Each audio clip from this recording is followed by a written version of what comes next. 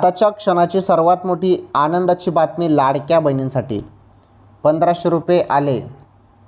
लाडकी बहीण खुश झाली. ऑगस्टचा हप्ता आला. ज्या हप्त्याची तुम्ही सर्वजण आतुरतेने वाट बघत होते तो ऑगस्टचा हप्ता लाडक्या बहिणींच्या खात्यामध्ये जमा झालेला आहे.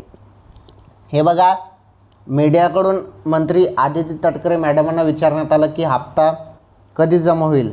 तर ऑगस्टचा हप्ता आम्ही आता टाकणार आहोत असं तटकरे मॅडमांनी म्हटलं. परंतु अजून अपात्र बहिणींसंदर्भात पण एक महत्त्वाची माहिती तटकरे मॅडमांनी दिलेली आहे. तर ज्या बहिणी अपात्र आहेत यांची पुन्हा तपासणी होणार आहे.